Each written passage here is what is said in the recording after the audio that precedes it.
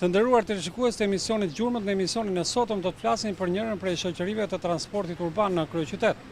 Në intervistat që do t'japin për emisionin ton, dy aksionerët e kësaj shoqërie do të na tregojnë për pasionin dhe lidhjen që kanë për këtë sektor dhe padyshim për ecurinë e kësaj shoqërie të transportit urban.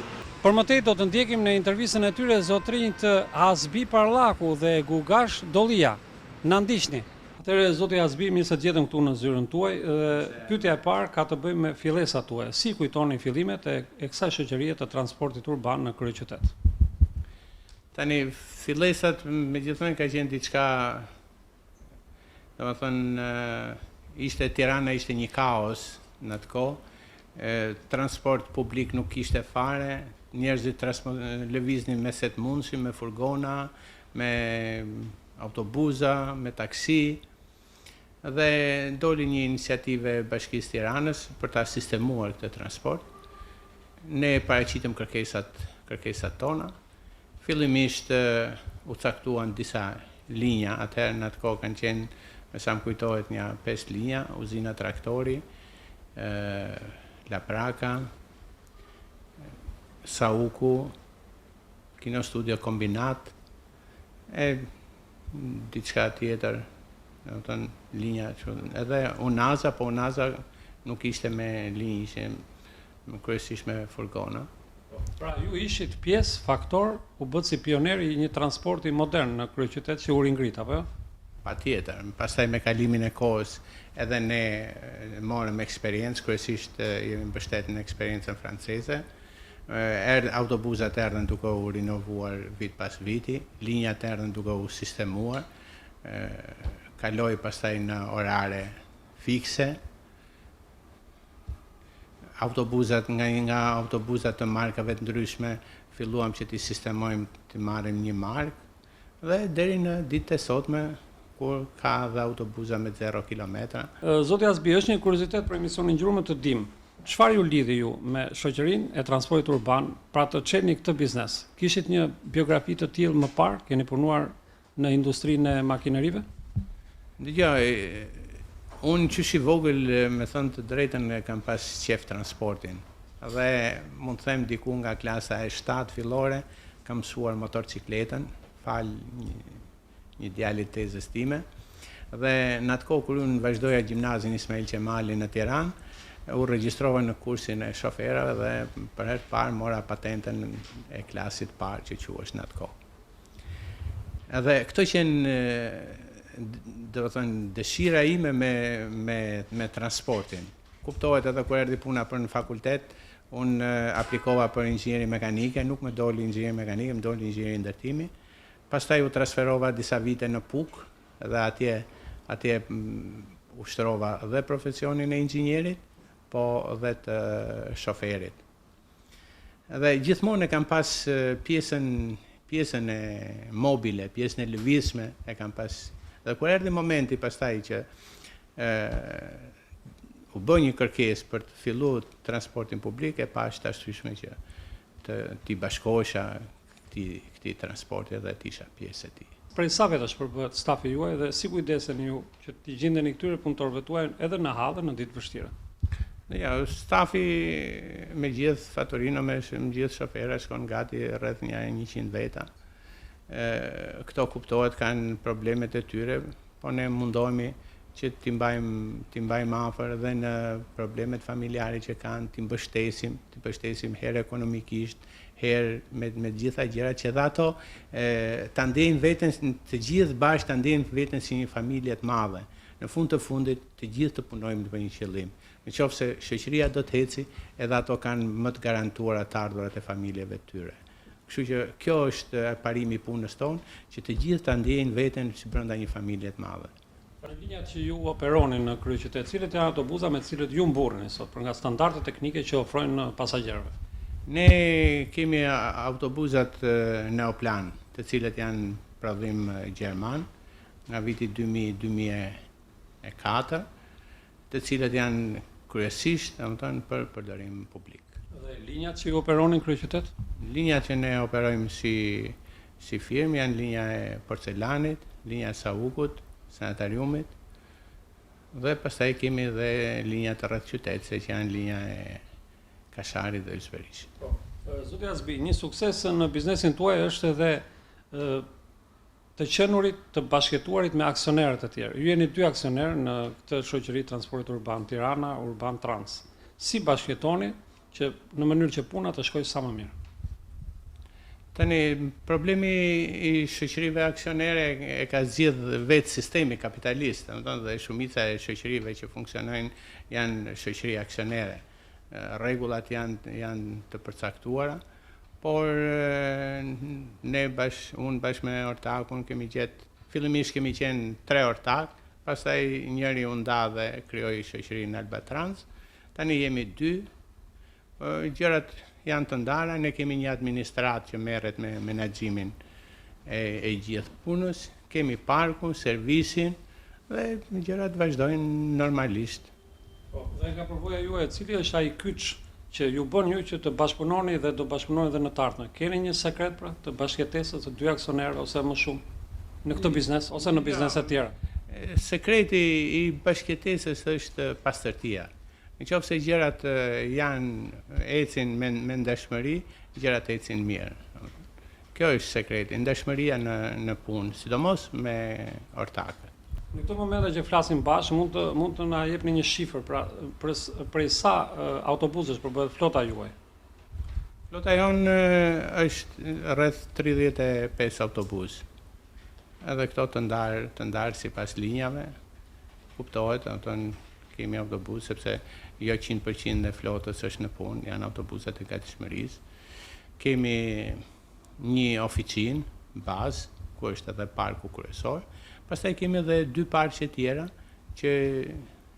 ku i lejmë autobuset gjatë natës, sepse nuk mund t'i çojmë parkun kryesor sepse është kosto. Aty kryejmë dhe shërbimet e lavazhit pranë këtyre parqeve. Zoti Azbi, është e kollaj të shohim sot të autobusa modern me të cilët ju transportoni pasagerët e kryeqytetit.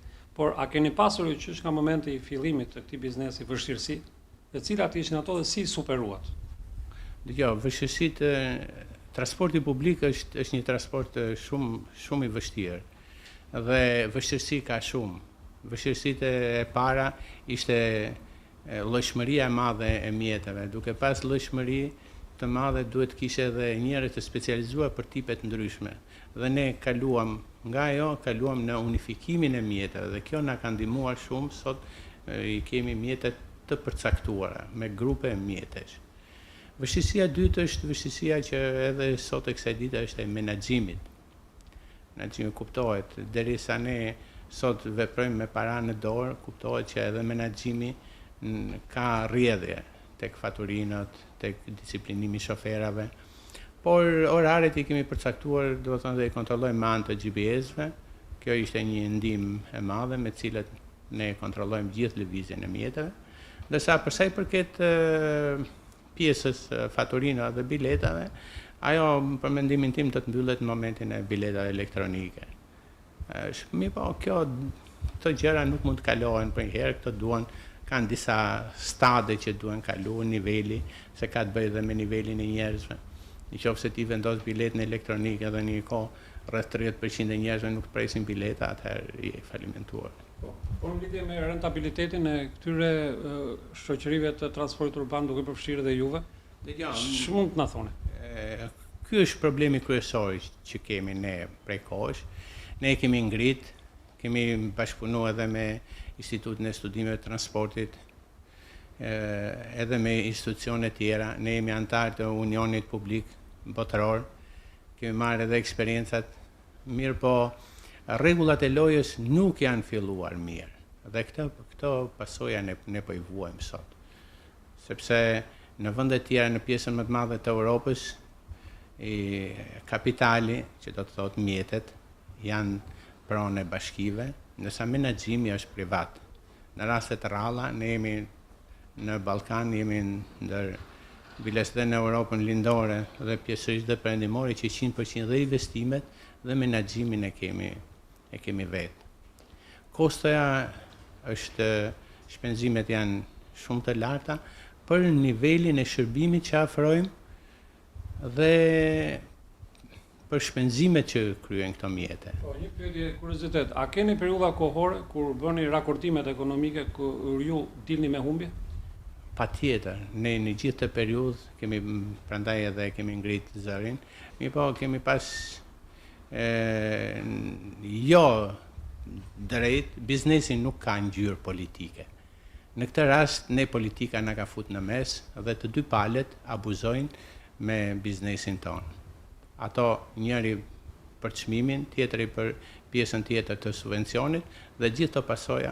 Sot, për shembull, ne transportojmë invalidët pa lek, transportojmë veteranët, nuk në një diferenca e çmimit të studentëve. Pra janë gjithë të kosto të cilat ne menduam, kur e filluam atëherë menduam se do të sqaroheshin gjatë rrugës. Ligjet kanë dalë, po udhëzimet nuk dalin, atëherë këto ligje janë të pavlerë. Dhe sot kur nuk zbatohen, sepse duhet të dalin udhëzimet ose vendimet të Këshillit të Ministrave të gjitha që të futet. Shpresojmë tani, meqense edhe bashkia, edhe qeveria janë në të njëjtën linjë, shpresojmë se nuk kanë kujt ja hedhin fajin dhe përfundimisht besoj se do t'i japin një rrugëzidhje. Dhe kjo rrugëzidhje duhet edhe për efekt të biznesit, por edhe për të mirën e qytetit. Në fundit, këto autobuza janë një dekor për qytetin e Tiranës. Po t'i shofish, duket gjendja e autobuzave, shërbimi publik, aq më tepër që Tirana nuk ka alternativë tjetër transporti. Dhe për mendimin tim, jo se ne jemi në këtë biznes, po duhet të gjithë të bashkëpunojmë me bashki, me qeveri, me të gjithë, që ta rregullojmë këtë transport publik në mënyrë që njerëzit i lejnë makinat dhe të marrin autobuzët. Ndërkohë ulet numri mjete, ulet trafiku, ulet ndotja, gjithë të faktorë që ndikojnë në këtë. Dhe ju si grupe interese keni rolin vendimtar këtu, apo jo? Patjetër ne jemi munduar edhe si shoqat, sepse ne ju thatë çfarë si bashkëpunoni me ortakët, po ne kemi gjetë dhe një bashkëpunim tjetër komplet edhe si firma që jemi këtu me njëri tjetrin, sepse një abone që e shes unë përdoret dhe në mjetet tjera. Megjithatë, kemi pas probleme të cilat jemi munduar të kalojmë, se ne sot pa bashkëpunimin e gjithë operatorëve nuk mund të funksionojë as aboneja, as gjëra tjera këto.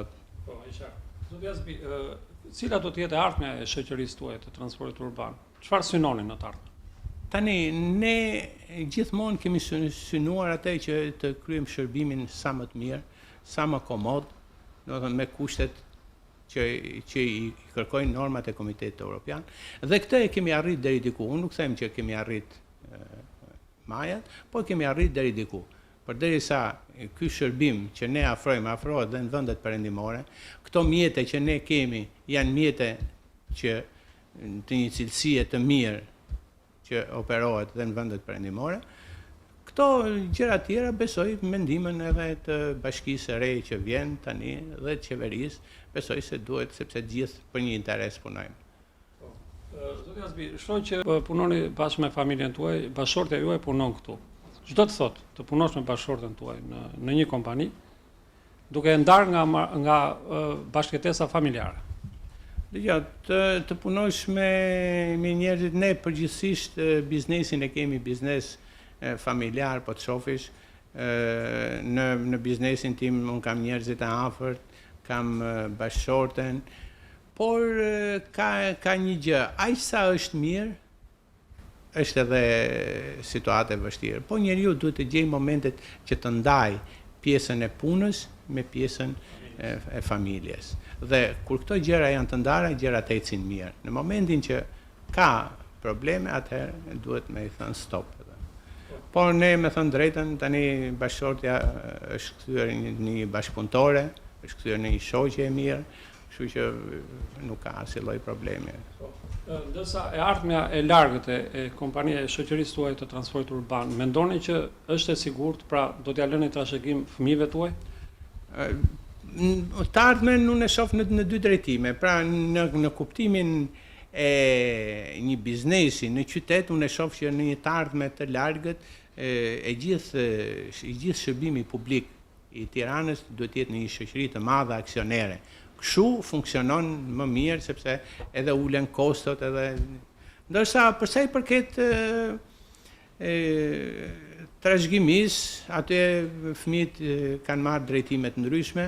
Unë vetë jam në profesion inxhinier ndërtimi, kam edhe një firmë ndërtimi, kështu që këto gjëra janë, domethënë, sipas, domethënë, duke parë e duke bërë, domethënë. Zoti Azbi, të falenderoj përzemërsisht për këtë bisedë të sinqertë që zhvillove me mua për emisionin Gjurmët. Faleminderit. Faleminderit edhe ju që ishit pranishëm këtu. Atëherë zoti Gashi, mirë se të gjetëm këtu në zyrën tuaj. Ju jeni njëri nga bashkaksionerët e shoqërisë së transportit urban Tirana Urban Trans. Mund ta tregoni për fillesat e kësaj kompanie në kryeqytet? Mirë se erdhët dhe ju. Fillesat kompania Tirana Urban Trans SHA, aksionere, i ka në vitin 2000, kur Bashkia e Tiranës lançoi një konkurs për transportin publik, sepse deri në atë kohë, nëse ju kujtohet, shërbimi publik në qytetin e Tiranës zhvillohesh me mikrobus në një gjendje kaotike, ku gjithë secili kishte një mikrobus dhe punonte për hesabin e tij, dhe nga Bashkia e Tiranës u hap një konkurs për shërbimin urban me autobus. Si shumë të interesuar, edhe unë u interesova pranë Bashkisë Tiranës, ku të roqëm dokumentacionin se çfarë duhesh për të filluar një aktivitet të tillë, që me formimin e kompanie me bazë transporti, dhe dokumentacionet e tjera që duheshin paraqitur pranë Bashkisë Tiranës. Po, zoti Gashi, pse pikërisht more pjesë, u interesove për transportin urban? Pate një nxitje nga dikush? Kishte diçka të brendshme? Si ndodhi kjo?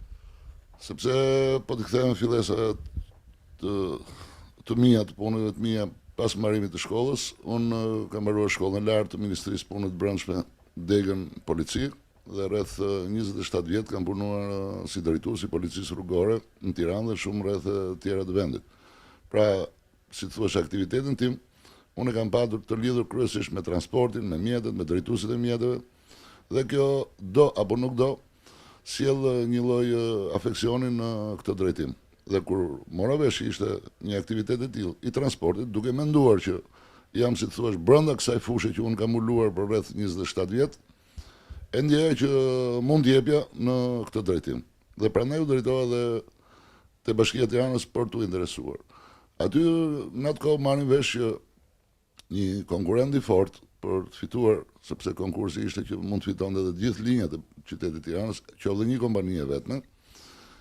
Marrin vesh që ishte një kompani greko-shqiptare, e cila ishte shumë e fuqishme dhe mund të fitonte të gjithë konkursin. Atëherë u bashkua me dy miq të tjerë, të cilët ishin Hasbi Parlaku dhe Fatos Vrapi, dhe menduam që të bashkëndojmë forcat, duke bërë një kompani të përbashkët të tre, për të përballuar dhe këtë kompani dhe për të marrë të drejtën për të kryer shërbimin urban në qytetin e Tiranës. Dhe në kohën që ne krijuam këtë kompani, i vendosëm emrin Tirana Urban Trans, dhe pas kësaj fituam duke marrë 3 linja të shërbimit urban, linjën e porcelanit, linjën e saukut dhe linjën e uzinës autotraktorëve. Në këto momente pikërisht ju startuat këtë aktivitet me transportin urban në kryeqytet. Bani mend cilët ishin tipet autobuseve me cilët shërbyhet ju fillimisht pasagjerëve, qytetarëve të kryeqytetit? Po, patjetër, ne që në momentin që fituam konkursin, kishim detyrimin ligjor që brenda 3 muajve duhet fillonin me linjën e parë të shërbimit urban. Dhe shkuam u interesuam në Francë, në qytetin e Lyonit, për mjete të transportit publik, të shërbimit publik, sepse deri diku dhe ne nuk ishim shumë të qartë se me çfarë mjetet do të operonin, sepse deri në atë kohë kishim parë që shërbehesh kryesisht me mjete të vogla. Por duke kryer edhe disa konsultime në Francë me kolegë tanë atje me të cilët krijuam lidhje, na sugjeruan që autobusët më të përshtatshëm dhe komod për shërbimin urban ishin autobusët 12 metësh. Pak rëndësi kishte tipi. Megjithatë, në qenë momentin e parë kemi marrë mjetet prodhimit Renault, tipi 312,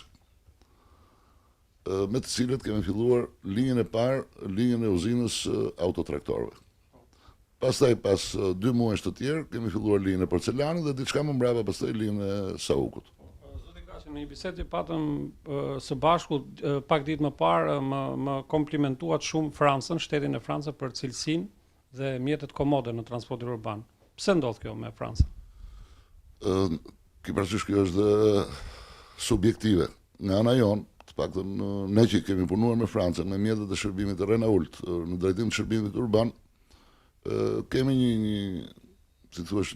kemi një dëshirë kur shohim mjetet, qoftë autobuset e parë që kemi marrë 312 apo Agora e tjerë që prodhon në Renaulti, sepse janë tepër komod dhe të bollshme nga brenda, janë mjete të forta, janë mjete të ndërtuara thjesht dhe i përshtaten transportit të shërbimit që kemi ne. Por ka kolegë tjerë që janë të, si thua, dashuruar pas mjeteve tjera, mas Bencit, mas Dafit, Manit e tjerë. Megjithatë ne që kemi filluar që me Francën, jemi shumë të dhënë mbas këtyre mjeteve sepse ja kemi parë dhe leverdin, por shohim dhe komoditetin që krijojnë këto mjete. Zoti Gashi, përsëri të mbetemi në vitin e parë kur ju nisët aktivitetin tuaj. Mbani mend kontratën e parë të nënshkruar natyrisht me Bashkinë e Tiranës. Çfarë elemente kishte kjo kontratë, duke qenë që ishte e para që hapi siparin e aktivitetit tuaj? Kontrata e parë ishte 1 vjeçare, sepse i tillë ishte dhe është akoma dhe ligji i transportit, ku ishte 1 vjeçare dhe me të drejtë ripërsëritje 3 vjeçare, sepse vetëm para disa vjetësh, para 7-8 vjetësh në mos gaboj, është kaluar me kontrata 5 vjeçare. Elementet këtu ishin rregullat që duhet të kishim në përdorimin e linjës, respektimet e orareve, mirëmbajtja e mjeteve. Megjithatë duhet të themi që flota e parë e mjeteve që kemi sjellur ishte e viteve 90, edhe në 90 në vitin 2000, dhe më thënë ishin mjete 10-12 vjeçare. Gjendja nuk ishte shumë e keqe, por ne si që merrnim mjetet atëherë, as nuk i lyenim, as nuk krijonim linja të veçanta me ngjyra të veçanta e tjerë. Në kontratën e dytë, që kemi bërë me Bashkinë e Tiranës, kontratën e dytë 3 vjeçare, në mbas 1 vjeçare kemi bërë 3 vjeçaren, na është dhënë detyrimi ku na janë përcaktuar dhe linjat që do të kemi në linjat përkatëse, dhe kemi lyer mjetet dhe janë kthyer në një komoditet për qytetin e Tiranës, sepse tash njihen edhe në bazë të linjave mjetet se në cilat linja operojnë me ngjyra të ndryshme. Dhe kjo solli ato që edhe qytetarët i kishin më thjesht, por dhe një lloj bukurie që jepesh rrugëve sepse ishte një larmi ngjyrash në autobuset e shërbimit urban. Zoti Gashi, aktualisht që po flasim bashkë, ju vazhdoni përsëri të shërbeni qytetarëve të Tiranës me të njëjtat linja. Por për sa është numri i autobusëve të flotës tuaj aktualisht, e cilët janë tipet autobusëve me cilët ju shërbeni? Duhet të saktuar diçka që nuk i kemi prap po ato linja, sepse me kalimin e kohës, njëri nga ortakët që ishim ne në ato aksionerët, Fatos Brapi, u nda dhe një nga linjat i kaloi Albatransit, sepse u krijua kompania Albatrans, që filloi të operonte edhe me shërbimin ndërkombëtar, ndërsa ne sot, si kompani, Tirana Urban Trans, operon në linjat Porcelan, Sauk dhe Ysberisht. Pra përsëri keni 3 linja. Po, kemi përsëri 3 linja, por njëra është linja rreth qytetse, nuk është e shërbimit urban. Numri i autobusëve që keni në dispozicion dhe tipi i tyre, marka? Kemi disa tipesh, kryesisht janë, siç thash, Renault, për 2 linjat, linja Porcelanit dhe linja Ysberishtit, ndërsa në linjën e Saukut kemi Neoplan. Linja Saukut ka 15 mjete Neoplan, linja Porcelanit ka 15 mjete Renault dhe 14 mjete operojnë në linjën e Ysberishtit. Shef Gashi, në fund të kësaj pjese të parë të intervistës që jemi së bashku, një kuriozitet. Ju drejtoni dhe shoqatën kombëtare të transportit qytetas. Më thatë në një bisedë tjetër që bëm bashkë që ju e keni këtë post, pra ja lëni njëri tjetrit me rotacion. Si ndjeni kur ju i shërbeni kolegëve tuaj si kryetari i shoqatës kombëtare të transportit urban? Po, është më së drejtë. Shoqata e transportit urban është krijuar në vitin 2001 me qëllimin për të bashkërenduar punën nërmjet sepse mbas vitit 2002 u shtuan shumë linja private në qytetin e Tiranës, siç u shtuat UNAZA edhe shumë linja të tjera, Kombinat Kino Studio, dhe për të bashkërenduar punën dhe për të mbrojtur interesat e operatorëve të shërbimit urban ose qytetas, u krijua kjo shoqatë. Dhe të mos harrojmë që dhe vetë shoqata ka një ngarkesë të përditshme pune, qoftë në shkresat, qoftë në takimet zyrtare dhe punë të ndryshme që ka. Për të mos qenë vetëm njëri, i cili do të ishte tepër i zënë dhe tepër i ngarkuar me këtë punë, atëherë marrë vendimi që kryetari i shoqatës do të jetë çdo 6 muaj me rotacion, që gjithë secili të kalojë, të përballojë punën që ka shoqata, duke lënë deri diku dhe punën e kompanisë tij më një anë, por të mos rri në mënyrë të vazhdueshme qoftë edhe njëri, por të jenë gjithë secili ka dhe atë ingranimin e gjithë secilit në punën e shoqatës, por ka dhe atë që ka një lloj lehtësimi. 6 muaj edhe njeriu mund të përballojë dhe një detyrë tjetër, dhe mbas 6 muajve merr tjetër që jep një hop tjetër cilësor shoqatës. Në pjesën tjetër do të jemi përsëri bashkë, por kësaj radhe në terren. Për një tjetër dashuri tuaj që ju tani e keni lënë pas krave, por e kujtoni gjithmonë për shërbimin që keni bërë në policinë rrugore dhe si lidhet ky shërbim me transportin aktual. Mund të shkojmë së bashku. Përsëri ndodhemi me njërin nga aksionerët e shoqërisë së transportit urban, Tirana Urban Trans, SHA, ai është zoti Gugash Dollia. Zoti Gugash, ndodhemi në stacionin qendror të linjës Qendër Porcelan. Për sa vjetësh ju i shërbeni qytetarëve të kryeqytetit me këtë cilësi autobusi? Që i shërbejmë qytetarëve të Tiranës, i shërbejmë për rreth 14 vjetësh. Ndërsa me këtë cilësi autobusësh të shërbimit urban, shërbejmë për rreth 5 vjetësh, ku janë marrë mjetet të reja me 0 km, Iveco Iris Bus, si dhe autobus të përdorur të viteve 2002 e lartë Renault. Ndërsa autobusi më cilësor dhe edhe në kryeqytet është ky Iveco, pra Iris Bus. Po, Iveco Iris Bus, i cili dominon në linjat kryesore të shërbimit qytetas, sepse nga njerëzit shpeshherë ngatrohet shërbimi qytetas me mjetet e shërbimit rreth qytetas, për të cilët nuk ka një kufi që duhet të jenë të vitit 2000, 99 apo 2001. Çfarë parametri ka ky shef Gashi, ky lloj autobusi? Çfarë nuk ka ndotje të tjera gjëra teknike? Autobusi është Euro 5, i cili nuk jep 0 në ndotjen e mjedisit, sepse është me ujë AdBlue, që grimcat e blozës që prodhon motori i shkrin dhe jep vetëm si grimca. Dhe nuk ka pikë dëmi në ambientin. Atëherë të flasim për diçka tjetër, krejt ndryshe tani, jo si aksioneri i kësaj shoqërie transportit urban, por në jetën tuaj si punojës i policisë rrugore. Pra, si e shikoni aktualisht këtë lidhje midis shërbëtorit të popullit në policinë rrugore dhe aksionerit që jeni në këtë kompani të transportit urban? Po ti marrësh në planin e gjerë, po thuaj se janë të dyja njësoj, sepse janë të dyja në shërbim të qytetarit. Dhe të dyja janë në drejtim të transportit. Nëse deri dje merresha me rregullimin e trafikut në qytetin e Tiranës, sot merre me transportin e qytetarëve, por në një trafik që sot dhe unë shoh që edhe në punën tonë kishte mangësi, siç ka edhe në punën e kolegëve që na kanë zëvendësuar ne në drejtim të kësaj. Janë të lidhura njëra me tjetrën. Pse janë të lidhura? Sepse të dyja janë shërbejnë në rrugë. Janë mjete që shërbejnë në rrugë. Janë të lidhura me drejtuesin e mjetit, ashtu siç ishte edhe në polici rrugore. Shikojmë që kemi shumë mangësi në këtë punë, sepse puna e parë, shërbimi urban kërkon që të ketë një rrugë të veçantë për autobusin. Një korsi të veçantë. Korsi të veçantë për autobusin, që autobusi me 6-7 njerëz të mos jetë në rresht me veturat apo me bicikletët, me motorët dhe me karrocat që ecin sot në rrugë. Kjo sjell vonesat në lëvizjen e qytetarëve. Stacionet e autobuseve kryesisht janë të mbushura nga mjete që parkohen në stacionet e autobuseve. Megjithatë duhet theksuar që kohët e fundit ka një lëvizje shumë të madhe në këtë drejtim, po prap ngelet shumë për të bërë në këtë drejtim. Dhe në përgjithësi, si ju duket transporti rrugor në kryeqytet? Pra, flasim për gabimet që bëjnë ata që posedojnë automjete. Si ju duket në këndvështrimin tuaj, si ish funksionari i policisë rrugore? Duhet pranuar që niveli i shërbimit policisë rrugore është shumë i lartë se sa në kohën që kemi qenë ne. Kërkesa e llogarisë dhe mbështetja nga ana e shtetit ka qenë shumë herë më e madhe dhe ka dhënë efektet e saj.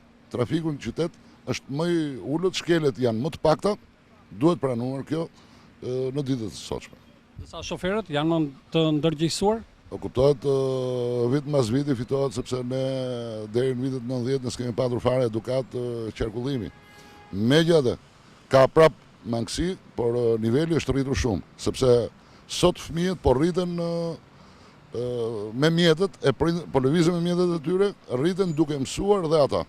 Pavarësisht se në këtë drejtim do të thoya që ka shumë punë për të bërë policia rrugore, sepse akoma sot e kësaj dite, në për shkollat 8-vjeçare, ciklitulet dhe 8-vjeçare dhe shkollat e mesme, nuk bëhet edukat për qarkullimin në rrugë.